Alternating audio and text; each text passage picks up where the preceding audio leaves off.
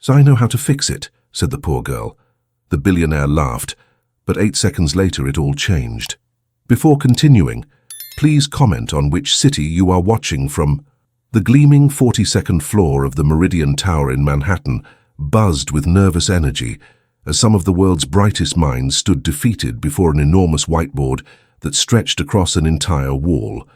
Mathematical formulas, complex equations, and crossed-out calculations covered every inch of the pristine surface, creating a chaotic masterpiece of failure. Walid al-Zahra, the Arab billionaire whose empire spanned 3 continents, paced behind his mahogany desk with the restless energy of a caged predator. His usually immaculate appearance showed signs of strain. His tie loosened, his designer shirt wrinkled from hours of frustrated gesturing. The equation on that board held the key to a multi-billion-dollar acquisition that would either crown his legacy or destroy everything he had built over 20 years. "Gentlemen," his voice cut through the tense silence like a blade, "we are 36 hours away from losing the most important deal in my company's history, and you're telling me that none of you can find a simple mathematical error." The assembled experts, professors from MIT and Harvard, financial analysts from Goldman Sachs, engineers who had designed spacecraft, exchanged uncomfortable glances. Dr. Richardson, a renowned mathematician with 3 Nobel Prize nominations, cleared his throat nervously. "Mr. Al-Zahra, we've run every possible scenario. The equation appears flawless, yet the projected outcome doesn't align with market reality." Outside the floor-to-ceiling windows, Manhattan glittered in the afternoon sun, oblivious to the crisis unfolding in the luxury office. Somewhere in those streets below, a 6-year-old girl named Claire was about to change everything. The atmosphere in the boardroom had grown increasingly suffocating as the hours dragged on. Walid's patience, already stretched thin by months of preparation for this deal, finally snapped. He slammed his palm against the glass conference table, causing several laptops to jump and the room to fall into deadly silence. "This is unacceptable," he roared, his Arabic accent thickening with frustration. "I've invested $40 million in this analysis, hired the best minds money can buy, and what do I have to show for it? Nothing but excuses and incompetence." Dr. Sarah Chen, the lead financial analyst who had flown in from Hong Kong specifically for this project, stepped forward cautiously. "Sir, perhaps if we approach the problem from a different angle." "Different angle?" Walid's laugh was bitter and sharp. "We've tried every conceivable angle. The algorithm that governs our predictive model for the Southeast Asian market expansion has a flaw somewhere, and none of you brilliant minds can locate it." He gestured wildly at the whiteboard. "That equation determines whether we invest $12 billion or walk away. There's no margin for error." The weight of the situation pressed down on everyone present. This wasn't just about money, though the $12 billion would have been devastating to lose. Walid's acquisition of the Sunrise Corporation would provide clean water technology to over 200 million people across developing nations. The social impact alone made this deal crucial, but the mathematics had to be perfect.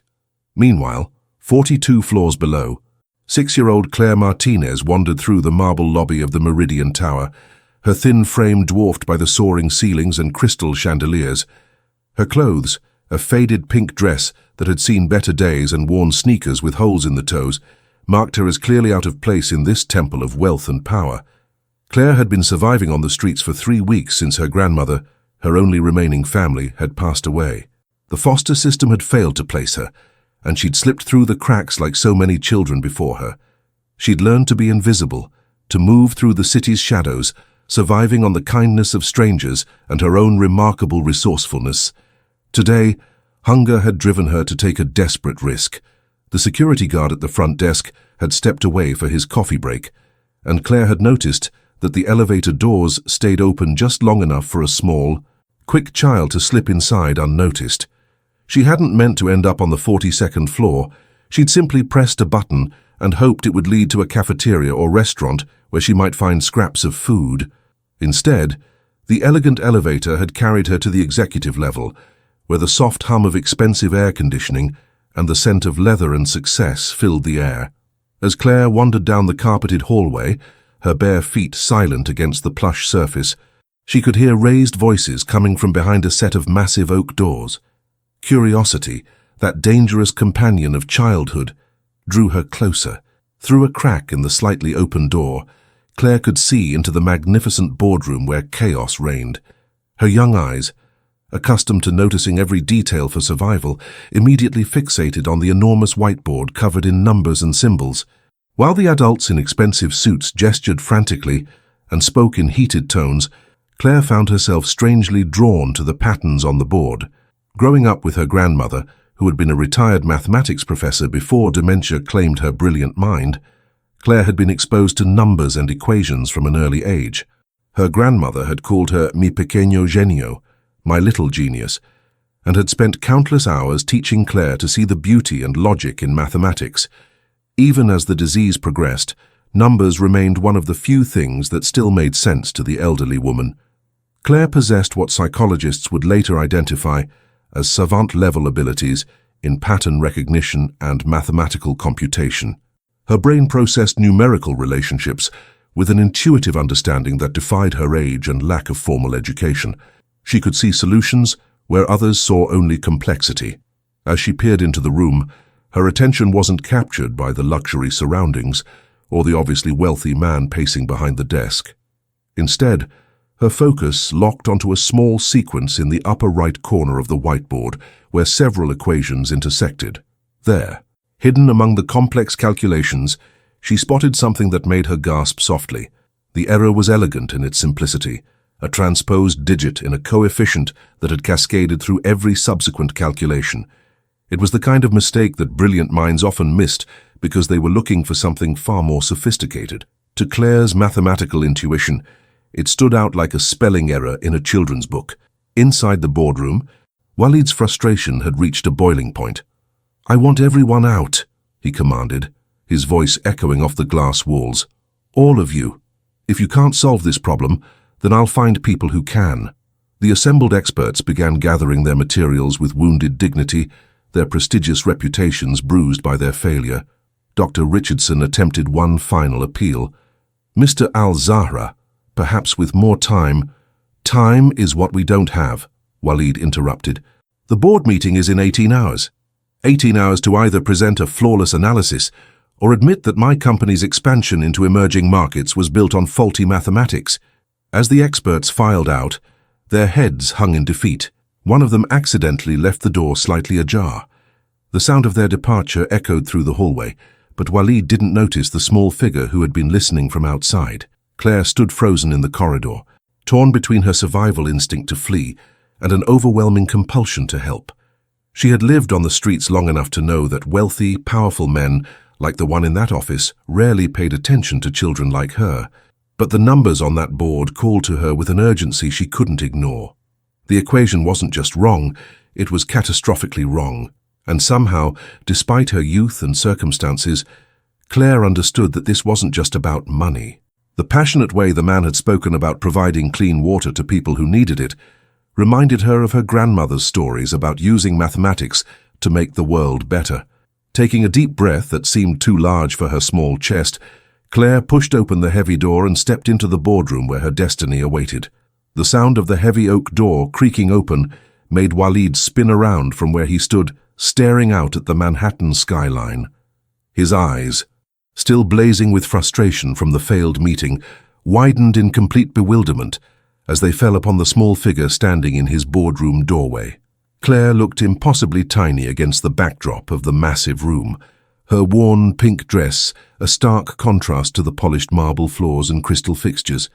Her dark hair hung in tangles around her face, and her large brown eyes that held far too much wisdom for a 6-year-old, took in every detail of the luxurious space with quiet intensity.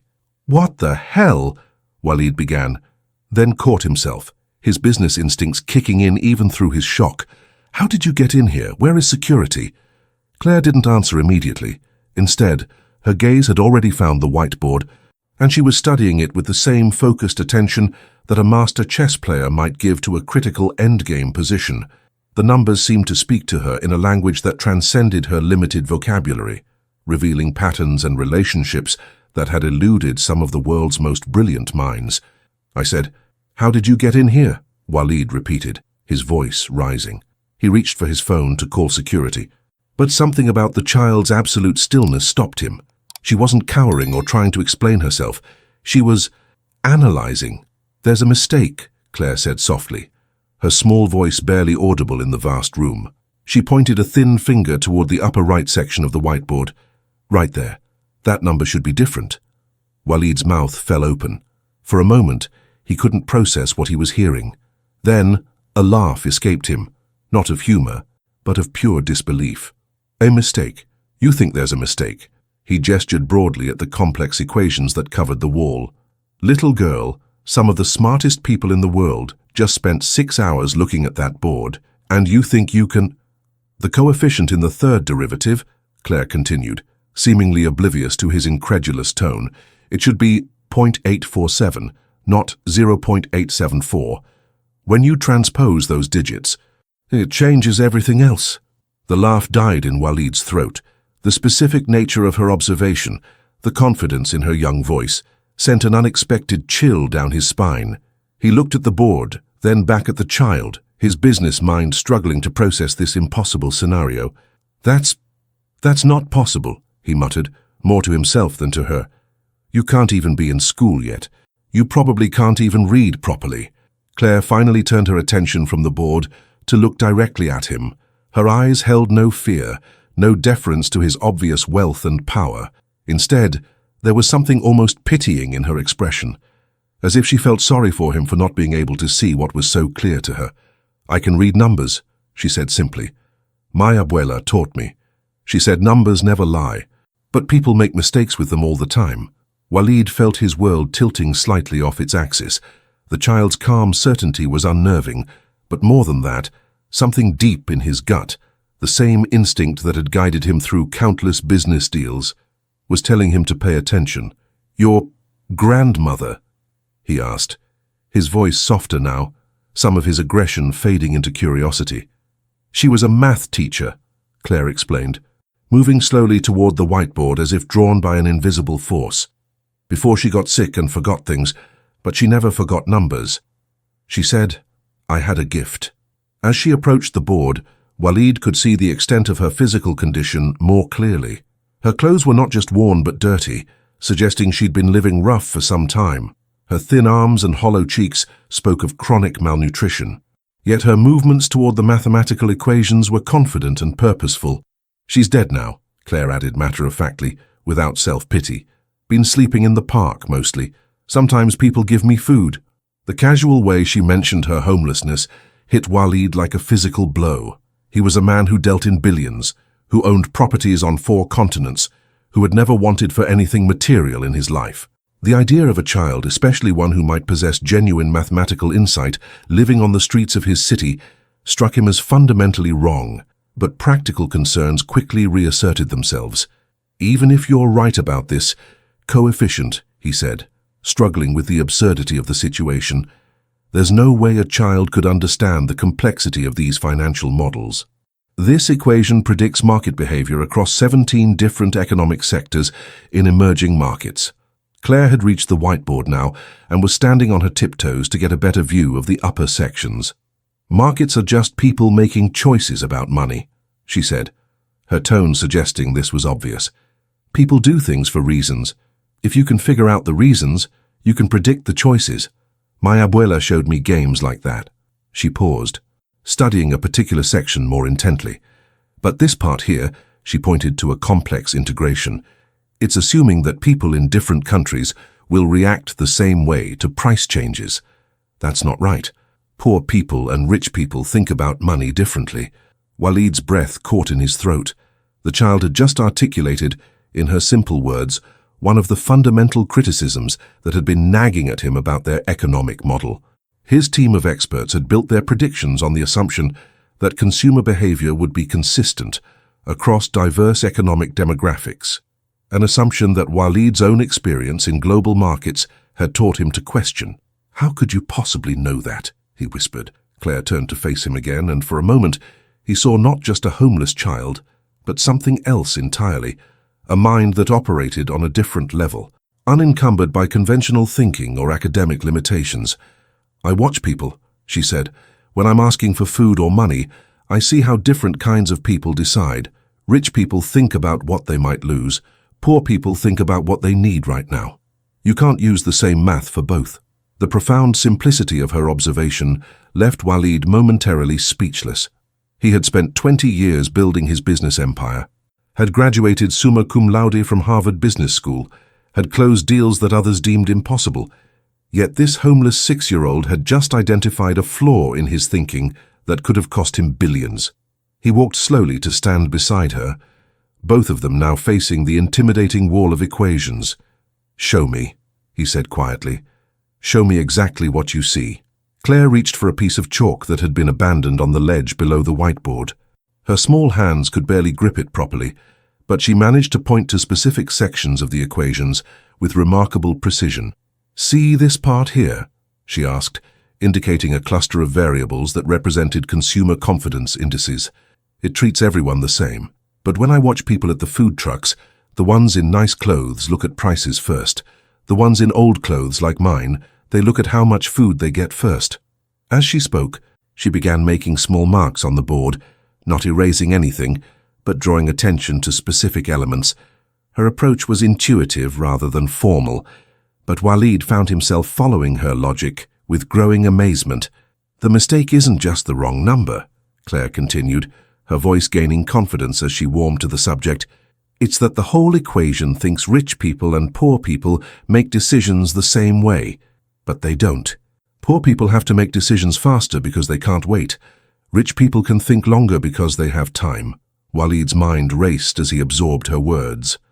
The economic models his team had developed were based on classical theories that assumed rational actors with perfect information making optimal choices. But Claire was describing something far more nuanced, the reality of how desperation, time pressure, and resource scarcity actually influence decision-making. "My God," he breathed, "you're talking about behavioral economics, about how psychological factors influence market behavior."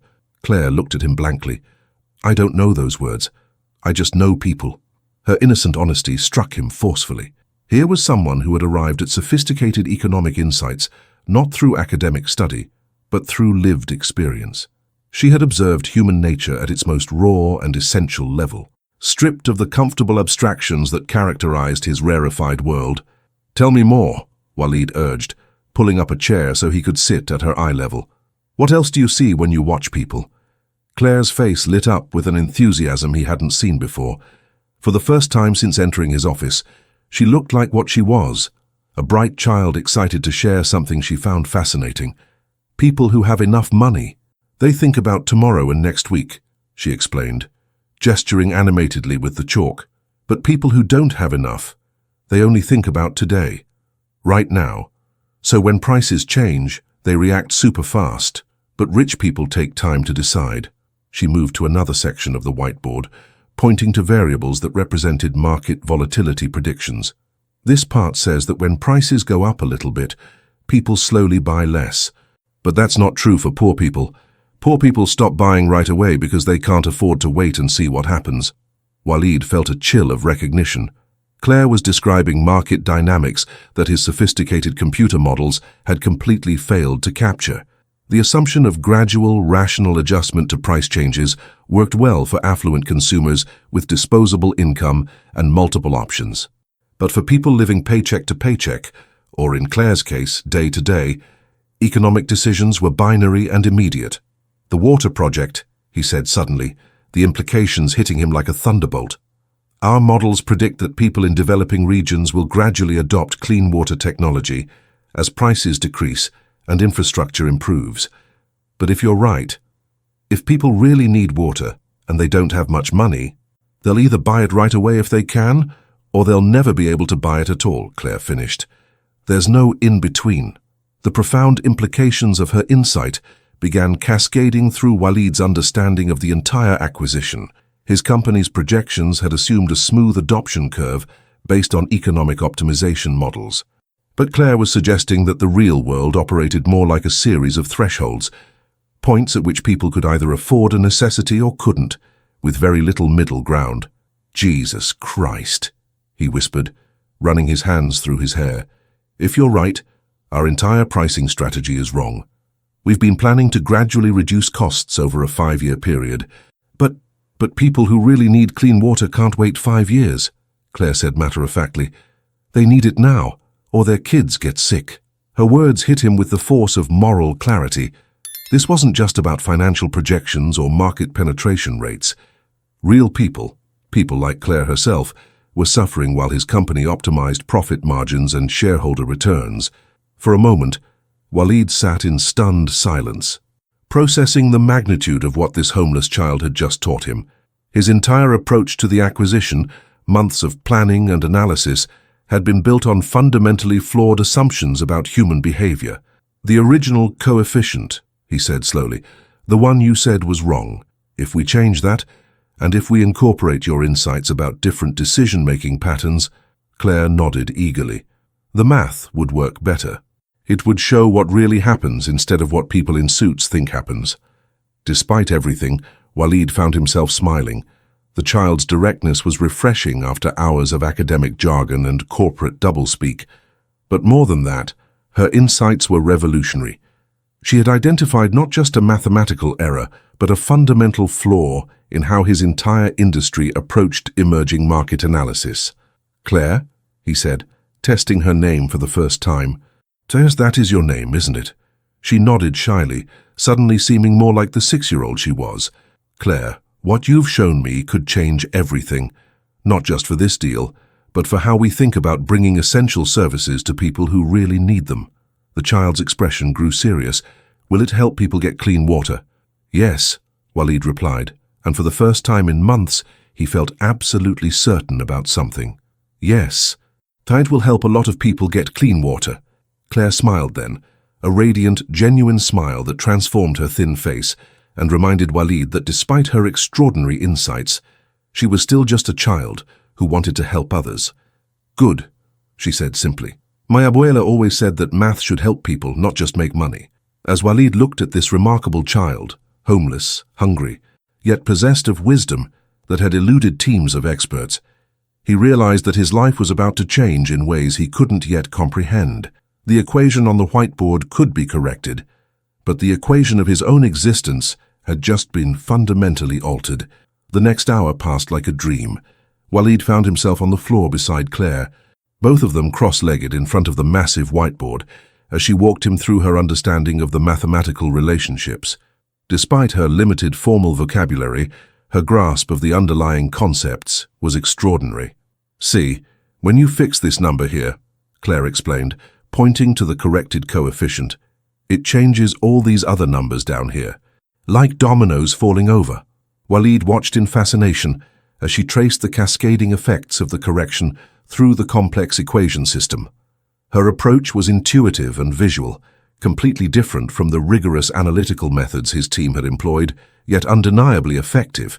"But the bigger problem," Claire continued, her voice growing more confident as she warmed to the subject, "is that the equation treats all poor people the same, but poor people in different places make different choices."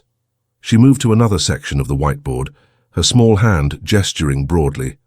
"Poor people in cities have different problems than poor people in villages. City, poor people might have jobs sometimes but no clean water. Village poor people might have clean streams but no jobs." Walid's breath caught. The child was describing market segmentation at a level of sophistication that graduate-level economics courses struggled to convey. Her insights weren't theoretical. They came from a lived understanding of poverty that his privileged background had never exposed him to. "You're talking about different utility functions," he said, almost to himself. "Here are different value propositions for different demographic segments." "I don't know what those words mean," Claire replied honestly, "but I know that people want different things depending on what they already have and where they live." As they worked together, Walid began to see Claire not just as a remarkable child, but as someone whose life experiences had given her insights that his entire industry desperately needed. Her perspective was unfiltered by academic theory or corporate assumptions, allowing her to see realities that others missed. "Claire," he said gently, "can you tell me about your grandmother, about how she taught you mathematics?" The child's expression softened, and for the first time since entering his office, she looked vulnerable. "Abuela Elena was really smart. She taught at the university before I was born, but then her brain started forgetting things." Claire's voice grew quieter as she continued. My parents died when I was 3. Car accident. Abuela took care of me, but she kept forgetting more and more. Sometimes she would forget how to make dinner, but she never forgot numbers. We would sit together and she would show me patterns. She moved away from the whiteboard and sat cross-legged on the plush carpet, her thin frame looking impossibly small in the vast room. She said numbers were like music. They had rhythms and harmonies. She taught me to hear them. Walid felt a profound sadness wash over him. This brilliant child had lost everything: parents, grandmother, home, yet somehow retained an optimism and intellectual curiosity that humbled him. When Abuela died, the people from the city said they would find me a family, Claire continued. But there were too many kids, and not enough families. I got scared in the big building with all the crying children, so I ran away. How long have you been living on the streets? Walid asked, though he dreaded the answer. About a month now, I think. It's hard to count days when you don't have a calendar. The casual way she mentioned her homelessness, as if it were simply another mathematical problem to be solved, struck Walid powerfully. Here was a child with potentially genius-level abilities, living rough on the streets of Manhattan, unrecognized and unprotected by the very systems designed to help vulnerable children. Claire, he said carefully, what if I told you that your insights about these equations could save my company billions of dollars, and more importantly, could help millions of people get clean water? She looked up at him with those wise, dark eyes. Would that be a good thing? Yes, it would be a very good thing. Then I'm happy I could help, she said simply. Walid felt something shift inside his chest, a sensation he hadn't experienced in years. This child's pure motivation to help others, despite her own desperate circumstances, challenged everything he thought he knew about human nature and success. There's something else, he said, his voice thick with emotion. I want to help you too. You shouldn't be living on the streets. You should be in school, learning, being taken care of. Claire's expression grew wary.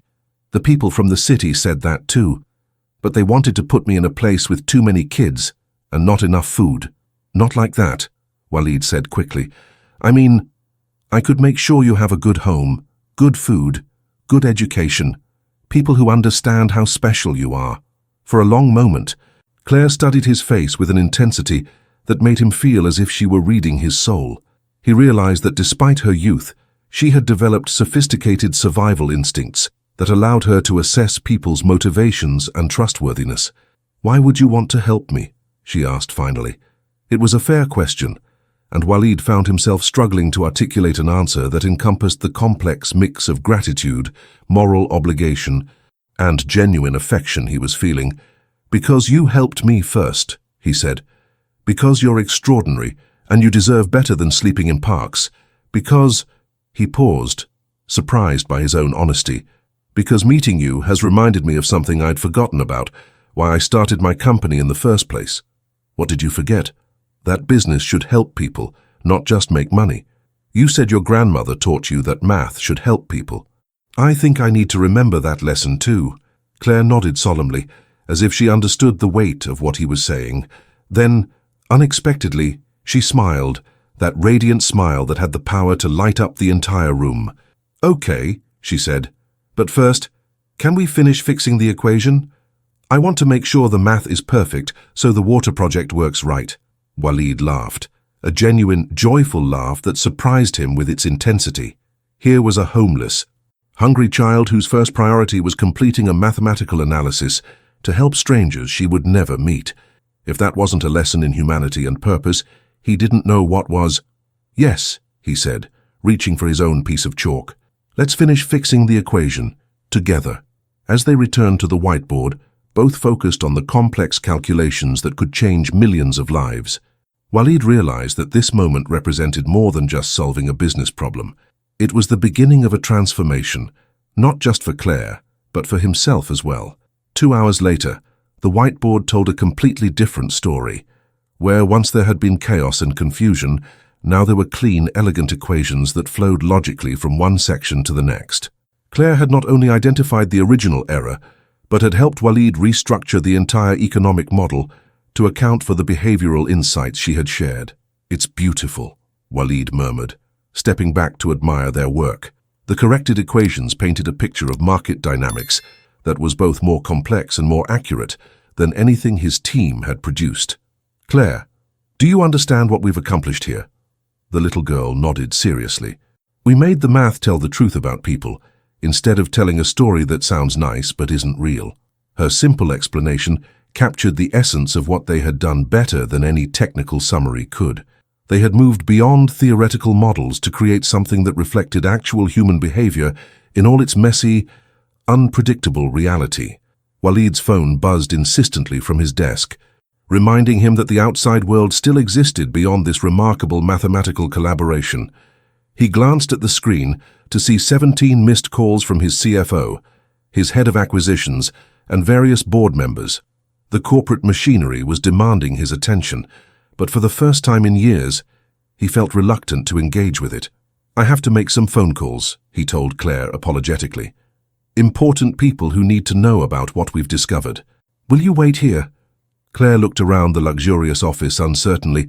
"I've never been in a place this fancy for so long. Are you sure it's okay?" The question broke Waleed's heart. A 6-year-old should never have to worry about whether she was welcome in a safe, comfortable space. "It's more than okay," he assured her. "This is your office too, for as long as you want it to be." He walked to his desk and dialed his CFO's number, keeping one eye on Claire as she explored the office with wide-eyed curiosity. She moved carefully, as if afraid to disturb anything, her small hands trailing along the smooth surfaces of his furniture with reverent appreciation. "Marcus, it's Waleed," he said when the call connected. "Cancel the emergency board meeting. We found the solution." "Thank God." Marcus Brennan's voice was thick with relief. "The team from McKinsey just arrived to do damage assessment. Should I send them away?" "Send them away," Waleed confirmed. "And Marcus, call Dr. Richardson and his team back in. I want them here in 2 hours for a presentation of the corrected analysis. Sir, with respect, if they couldn't solve it earlier, how did we manage to—" "It's complicated," Waleed interrupted, watching Claire examine a crystal paperweight with the focused attention of a scientist studying a rare specimen. "I'll explain when everyone gets here. Just trust me on this." After ending the call, Waleed contacted his personal assistant and asked her to arrange for food to be brought up to the office. Not the usual executive catering, but something more child-friendly. Then he made a call that surprised even himself. "Dr. Patricia Reeves, this is Waleed Al-Zahra. I need to speak with you about a consultation." "Yes, I know it's unusual to call the head of pediatric psychology at Columbia directly, but this is an exceptional situation." As he explained the basics of his encounter with Claire, carefully omitting the mathematical details that would sound unbelievable over the phone, he watched the child in question discover his collection of international art. She stood transfixed before a painting from his native Syria, her small hands pressed against the glass that protected the ancient calligraphy. "Can you read that?" he asked, after ending his call with Dr. Reeves. Claire shook her head. "But it's pretty. The lines move like water." Her aesthetic appreciation reminded him that despite her mathematical gifts, she was still a 6-year-old with a child's natural wonder about the world. It also reminded him of something else. She had been living without beauty, without art, without any of the cultural enrichment that he took for granted. A soft knock at the door interrupted his thoughts. His assistant entered with a cart laden with food: grilled cheese sandwiches, fresh fruit, chocolate milk, and, at Waleed's specific request, a selection of pastries from the Middle Eastern bakery he frequented. Claire's eyes widened at the sight of so much food. She approached the cart slowly, as if expecting it to disappear if she moved too quickly. "It's all for you," Waleed said gently. "Eat as much as you want." She selected a single grape and ate it carefully, savoring the taste with an intensity that spoke of long hunger.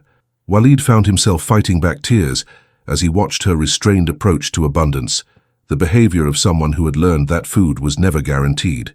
"Claire," he said softly, "when was the last time you had a real meal?" She considered the question seriously.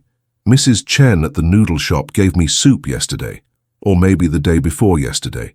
It's hard to remember." The casual mention of a possibly 2-day fast hit Waleed like a physical blow. He had spent more money on lunch than this child had access to for survival, Yet she had devoted her energy to solving his mathematical problem rather than asking for help with her own desperate situation. "From now on," he said with quiet intensity, "you will never be hungry again. I promise you that." Claire looked at him with those wise, ancient eyes. "You don't have to promise things like that. Promises are hard to keep sometimes." Her response revealed a level of emotional maturity that no 6-year-old should possess. She had learned not to trust promises because too many promises had been broken in her short, difficult life. "This promise I will keep," Walid said firmly, "and I'll prove it to you every day until you believe it." As Claire finally began eating with more enthusiasm, Walid found himself making mental plans that extended far beyond solving his immediate business crisis. This child needed stability, education, healthcare, and emotional support. She needed someone to advocate for her extraordinary abilities while also protecting her childhood. More than that, he was beginning to realize that he needed her as much as she needed him.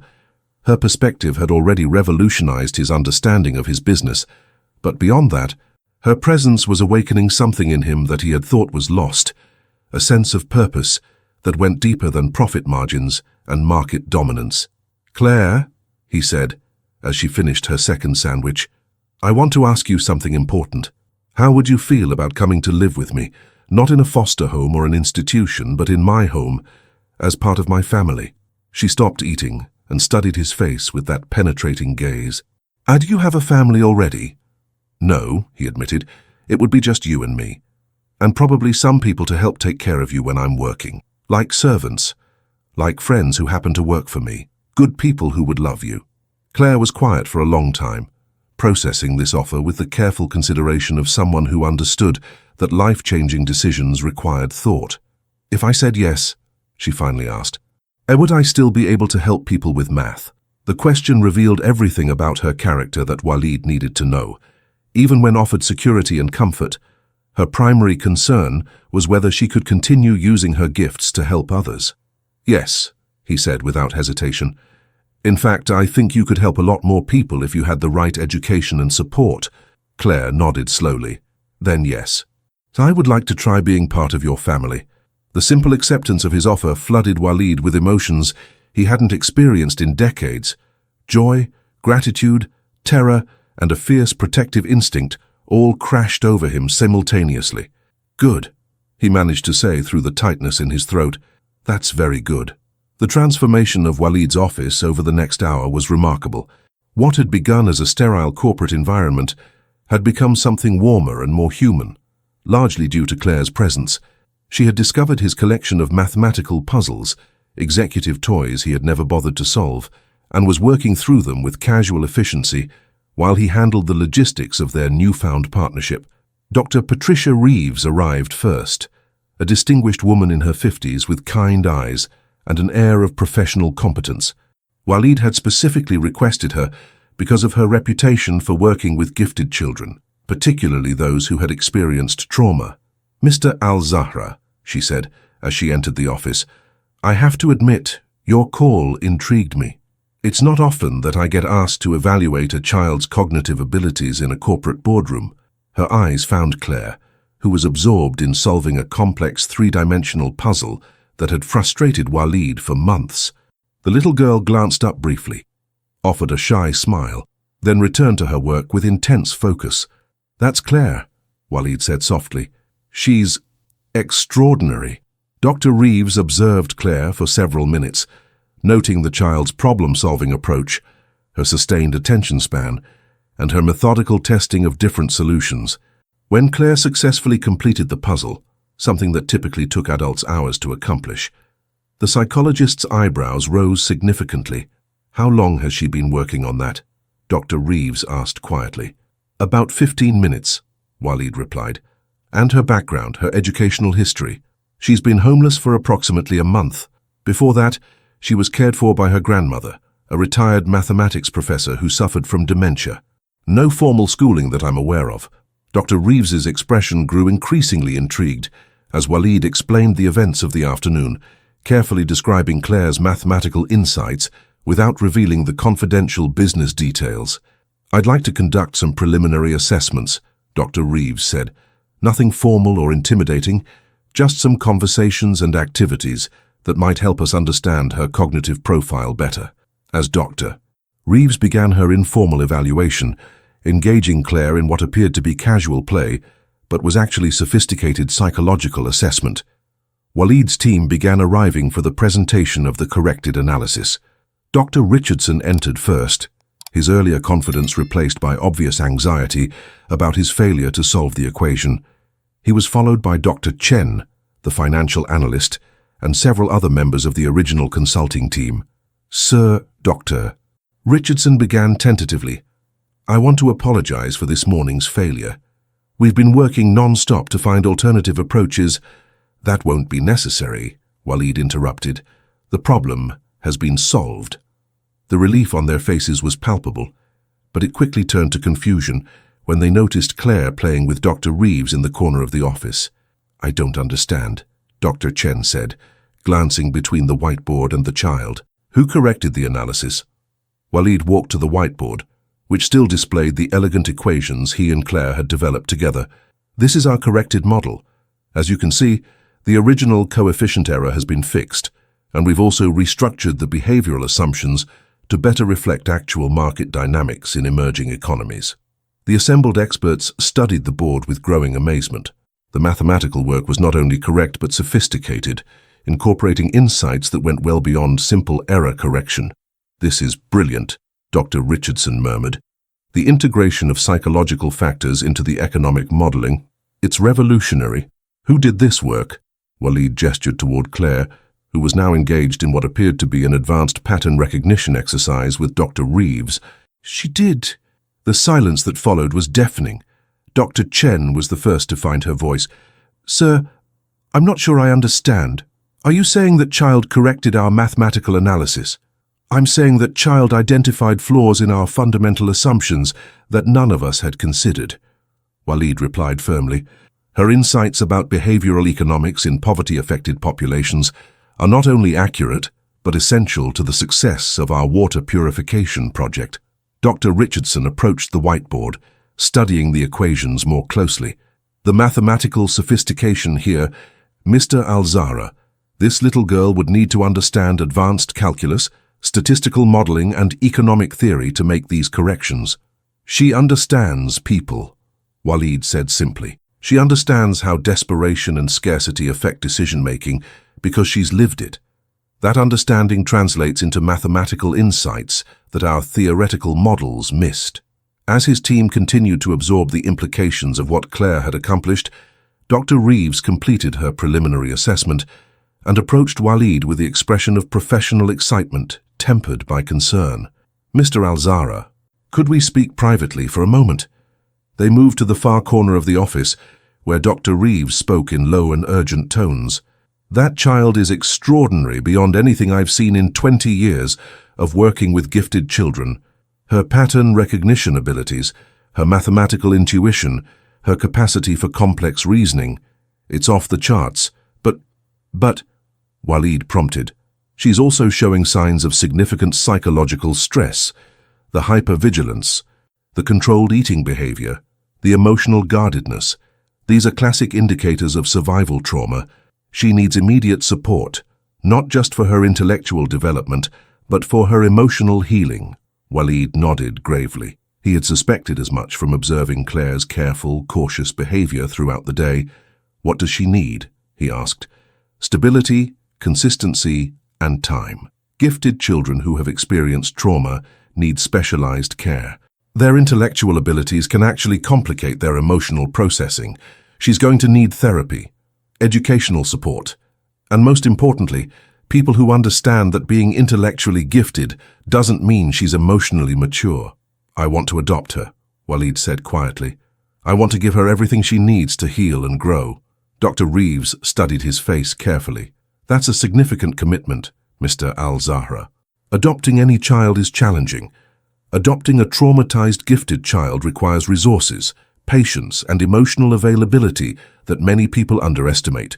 "I have resources," Waleed replied, "and after today, I think I'm beginning to understand what emotional availability really means." Dr. Reeves smiled for the first time since entering the office. "In that case, I'd be honored to help you navigate this process, both the legal aspects of adoption and the practical aspects of caring for Claire's unique needs. As they rejoined the group, Walid felt a sense of completeness he hadn't experienced in years.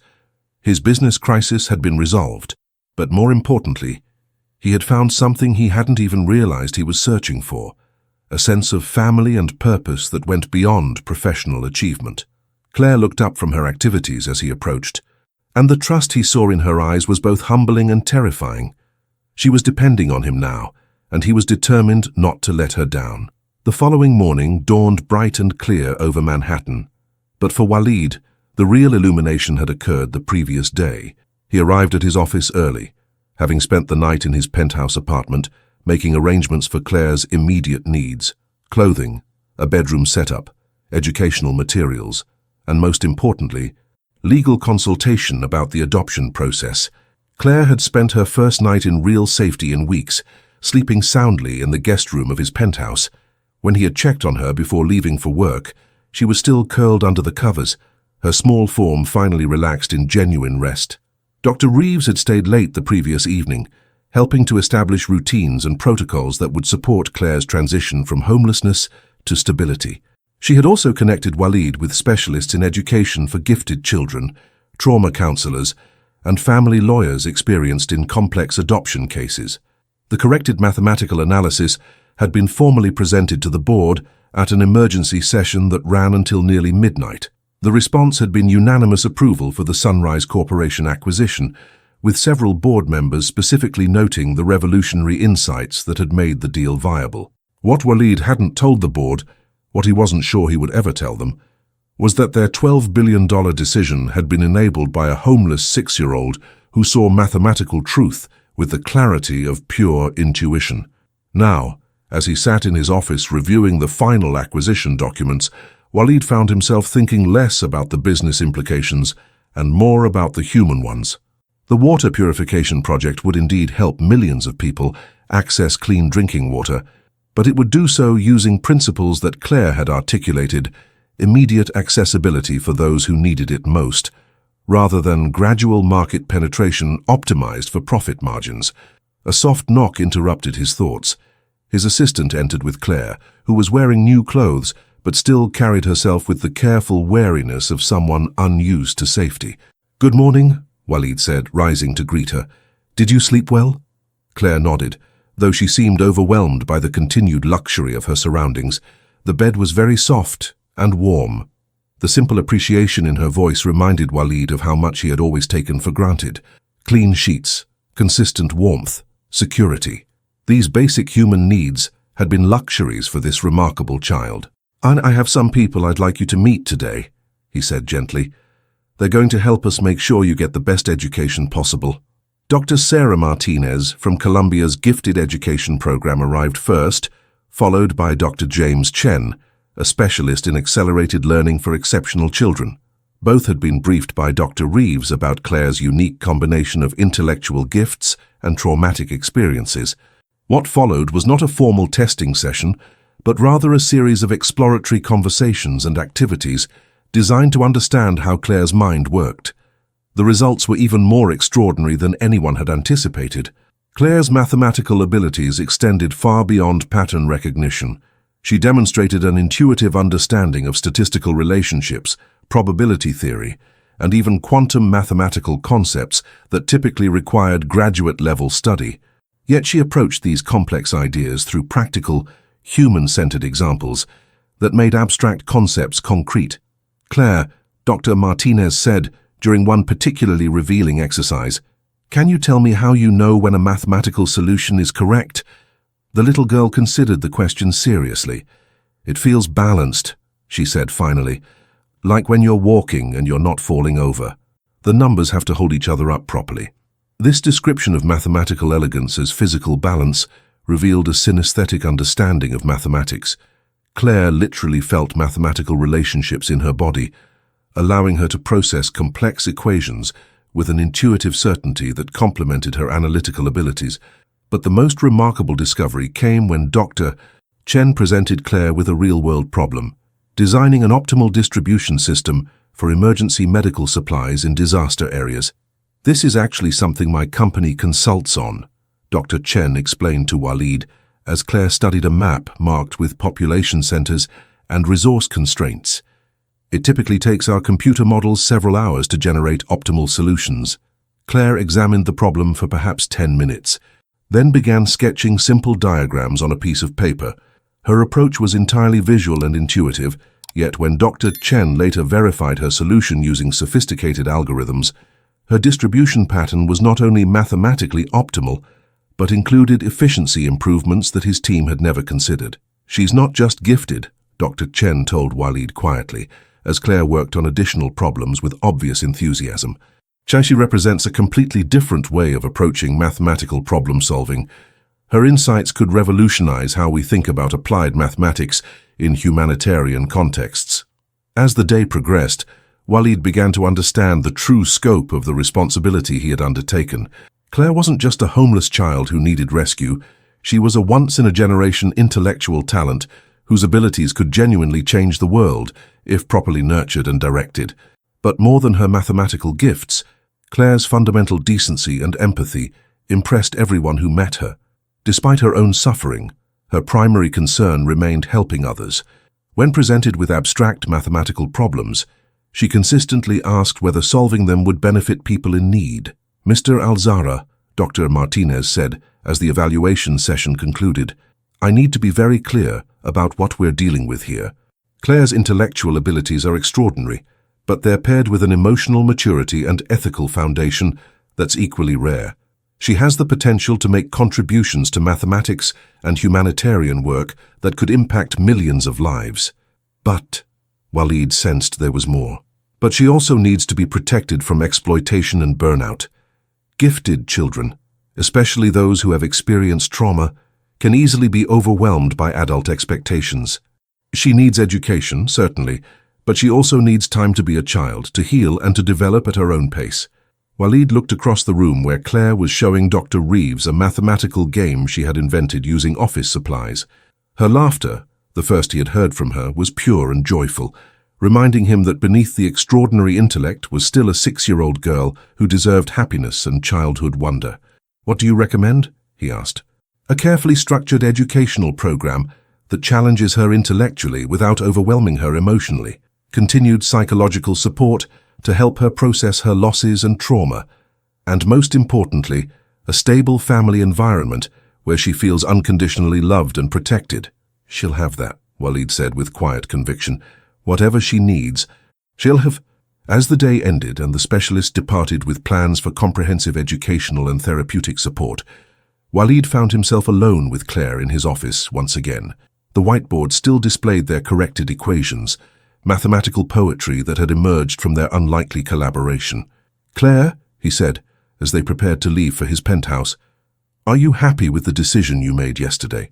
About coming to live with me?" She considered the question with her characteristic seriousness. "I think so. You're kind and you understand about math helping people. And..." She paused, seeming to search for words. "And what?" "And I feel safe here. I haven't felt safe in a long time." The simple honesty of her response filled Walid with a fierce determination to ensure that she would always feel safe in his care. He had built a business empire through calculation and strategy, but creating a family would require something deeper: love, patience, and the willingness to put another person's needs ahead of his own ambitions. As they walked together toward the elevator, Claire's small hand slipping trustingly into his, Walid realized that the most important equation in his life could never be written on a whiteboard. It was the complex mathematics of human connection, family love, and shared purpose, variables that couldn't be calculated but could only be lived, day by day, with commitment and hope. The doors closed behind them, carrying them toward a future that neither could have imagined 24 hours earlier, but both were ready to embrace. 6 months later, Walid stood before the United Nations General Assembly, but he wasn't alone at the podium. Beside him, wearing a simple blue dress that made her look every bit the remarkable child she was, Claire held a small microphone with the same confidence she had shown that first day in his office. The Sunrise Corporation acquisition had been completed successfully, and the Clean Water Initiative was already providing safe drinking water to over 50 million people across 12 countries. But that wasn't why they were here today. Distinguished delegates, Walid began, his voice carrying the weight of hard-earned wisdom. 6 months ago, I thought I understood global economics, market dynamics, and humanitarian development. I was wrong. A murmur rippled through the assembly as Claire stepped forward slightly, her young voice clear and strong through the sound system. The math that adults use to help people doesn't always work, she said simply, because it forgets that poor people and rich people think differently about what they need. What followed was a presentation unlike any the UN had ever witnessed. Claire, with Walid's support and interpretation, explained how traditional economic models failed to account for the behavioral realities of extreme poverty. Using simple language and visual aids, she demonstrated how emergency aid distribution, water access programs, and educational initiatives could be redesigned to actually reach the people who needed them most. The delegates sat transfixed as this 6-year-old girl, now healthy, confident, and radiant with purpose, articulated solutions to problems that had stumped development economists for decades. Her insights weren't theoretical, they came from lived experience, translated into mathematical truth. The water project works now, Claire continued, because we changed the math to match how people really live. Instead of waiting for people to slowly buy clean water over 5 years, we made it so they could afford it right away if they really needed it. Ambassador Rodriguez from Guatemala leaned forward in his seat. Miss Claire, are you saying that we should redesign all of our humanitarian programs using your B approach? Claire looked to Walid, who nodded encouragingly. I think, she said carefully, that before you try to help people, you should ask them what they actually need, not what you think they need. And then you should use math that shows what really happens, not what sounds nice in reports. The simplicity of her statement carried devastating implications for decades of well-intentioned but ineffective aid programs. In the silence that followed, Claire added, My abuela always said that math should help people. But first you have to understand people.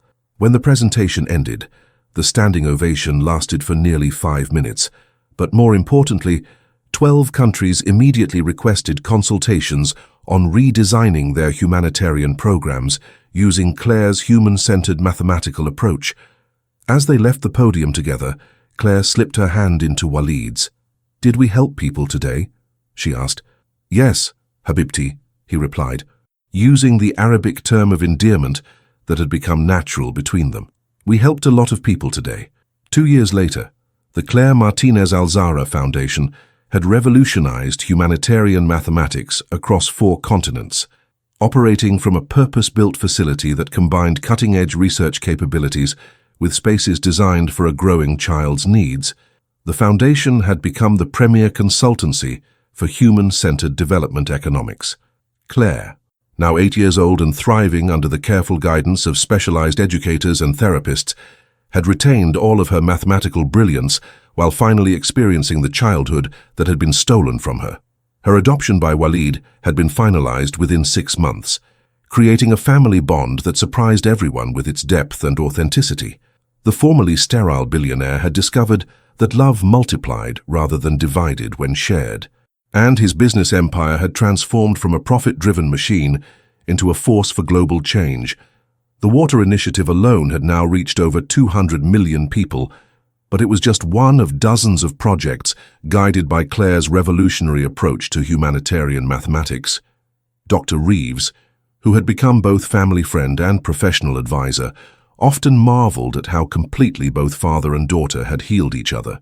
Walid had found purpose beyond wealth, while Claire had found the security and love that allowed her extraordinary gifts to flourish without overwhelming her young soul. On quiet evenings in their Manhattan penthouse, they still worked together on mathematical problems. But now the whiteboards were filled with equations designed to end hunger, provide education, and create opportunity for the world's most vulnerable populations.